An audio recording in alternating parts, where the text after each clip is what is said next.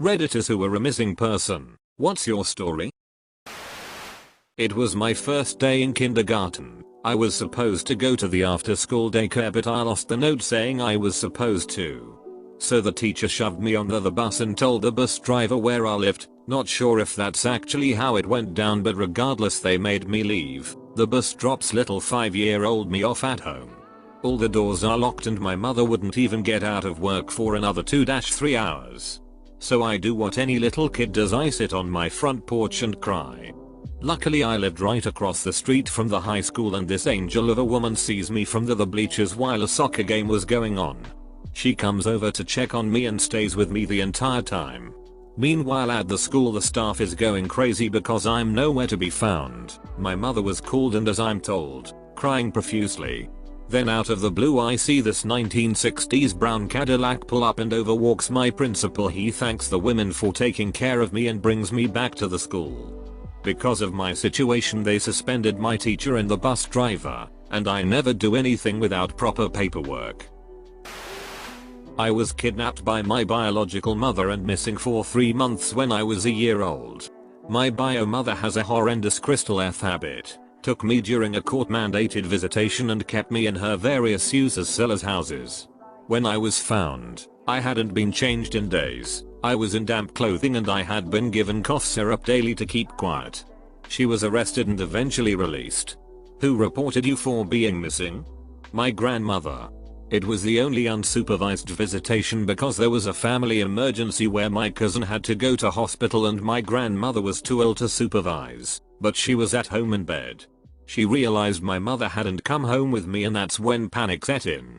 She always blamed herself. In 2nd grade, I fell asleep on the school bus ride home and missed my stop. My mom always waited at my stop to meet me and freaked out when I didn't get off the bus. The bus driver looked back, and since I was lying down fast asleep, he didn't see me. An hour later, I woke up at a random school bus terminal on the outskirts of town, and my mom had phoned half the town freaking out. Funny story to tell now, but my poor mother was convinced I had been kidnapped for a solid 2 hours. It really took a lot out of her. When I was young, probably about 6 I think, my family went on vacation to Yosemite. We stayed in a small cabin at a campground. I met another kid who was a bit older than me, and we went exploring. Apparently we went a bit too far, and eventually ran into a bear cub. We just stood and stared at each other for a few minutes and went our separate ways. When I got back to the cabin, I found out that park rangers had been out looking for me because my parents had no idea where I was. For some reason they didn't think my bear story was as cool as I did. My parents stopped talking to each other since I was 5, but they still lived together. One day, my father took me, 9, female, to go shopping with him. We came back to find all the neighborhood looking for me and screaming my name. Well, my mother was relieved, but my parents had their 1,245,566th fight again. I wish they could just divorce. My mother was on the phone with the police after I fell asleep in a cemetery for 7 hours after school. I had a sheet home life, so I'd be anywhere and everywhere I could be to not go home. Beginning of the school year was still really nice outside, so I decided to hit the Dunkin' Donuts near my house, grab some coffee, and I walked to the cemetery that was maybe 10 minutes walk from my house. There was a really nice mausoleum in the cemetery, which happened to be the structure at the highest point in the city, so you can, on a clear day, see about 15 miles. I chilled there for a while, just kinda thinking. About 300 feet away is a statue of Jesus on the cross, with other figures. I was kinda tired, so I laid a little ways away from it, just enough to get some shade, not enough to be laying on it, and I listened to music until I passed out. Woke up a few hours later, figured frick it, might as well go home, and my mother started losing her sheet. He just walked in. I'm so sorry. Where the frick were you? I left and went back to the cemetery. Not really missing, but my parents flipped and filed a missing person report when they couldn't find me. I was left at Walmart by them. The only reason they found me was because they retraced their steps and Walmart was paging them every 5 minutes. How did they forget that they left you at Walmart?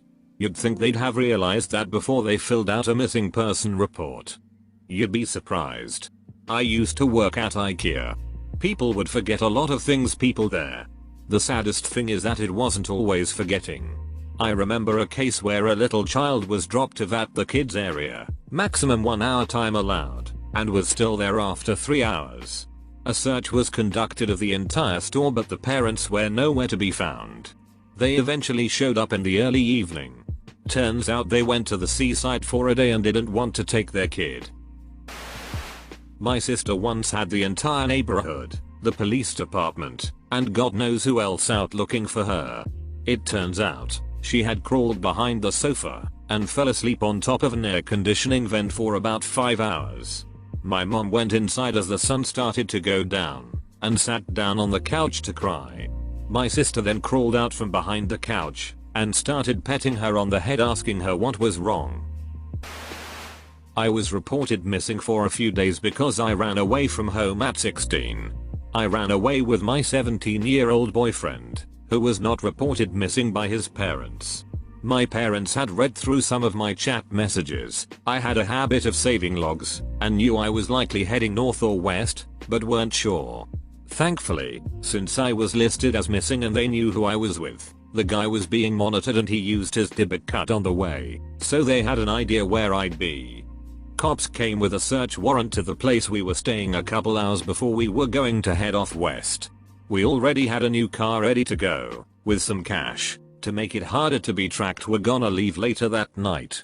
I'm very lucky. If we'd taken off before the cops found me, there's a more than decent chance I'd have stayed missing and life would have been very bad. I married the guy a couple months later and he was an abusive asshole. His manipulations and isolation of me were a huge factor in the running away also. I had a decent stay at a sheep farm while a ward of the state though, waiting for my parents to arrive and get me. That was neat.